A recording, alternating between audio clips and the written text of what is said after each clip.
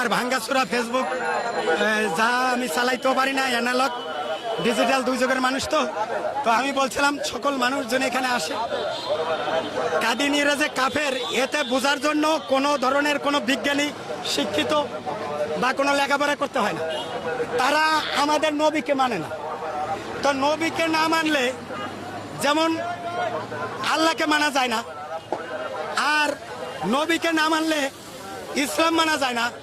তারা মূল জায়গায় তো হাত দিছে, তারা নবীকেই মানে না। তো নবীকে না মানলে কোরআনও মানা হয় না, নবীকে না মানলে হাদিসও মানা হয় না, নবীকে না মানলে আল্লাহকেও মানা হয় না। সুতরাং তারা এমন একটা জায়গায় হাত দিছে, নবীকে মানে না। আর এই ভণ্ড নবী, আমাদের নবী বলে গেছে কিয়ামত পর্যন্ত 30 জন আসবে। এই পর্যন্ত মুসাইলাম ইবনে কাজ্জাবকে হযরতে ওয়াসি রাদিয়াল্লাহু তাআলা আনহু তীর দিয়ে খুন করছিলেন দূর থেকে, এবং আল্লাহ রাসূল এই খুন দেখা, যে তীর মারা দেখা আল্লাহ রাসূল স্বপ্নে তাকে বলছিলেন যে তুমি আমার রওজা এসে সালাম দাও। হে ওয়াসি, তোমাকে তো আমি কোন এক সময় বলছিলাম তুমি আমার হামজা রাদিয়াল্লাহু চাচার কলিজা বাইর করছিলা, তোমার প্রতি আমার ক্ষুব্ধ ছিল, আমি বলছিলাম আমার চোখের দৃষ্টি থেকে একটু আড়ালে আড়ালে থাকো। কিন্তু আজকে তুমি এমন এক কাজ করছো, তুমি আমার রওজার কাছে এসে স্বপ্নে দেখাইছেন সালাম দাও, আমি তোমাকে দেখতে চাই।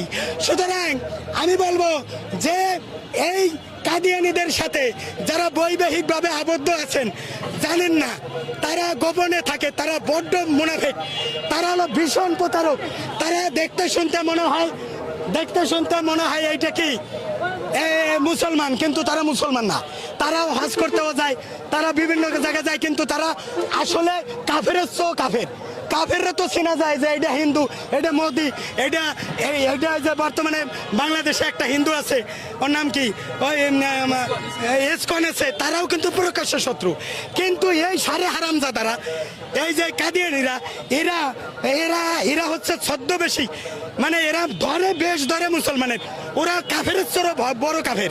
সুতরাং এদের সাথে যাদেরকে মাইয়া টাইয়া, যাদের অজান্তে প্রেম টেম করছে, বাধ্য হইয়া বিয়ে দিচ্ছেন, কালকে আগামীকাল কোর্টে যাবেন, রোববার কোর্ট খোলা আছে। কাদিয়ানীদের সাথে সর্বপ্রথম একটা কাজ করবেন, বৈবাহিক সম্পর্ক বিচ্ছিন্ন করবেন।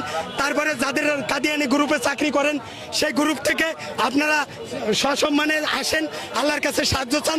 কাদিয়ানীদের সাথে সামাজিক, অর্থনৈতিক, বৈবাহিক, পারিবারিক সকল সম্পর্ক বয়কট করতে হবে, নাহলে জান্নাতে যাইতে পারবে না।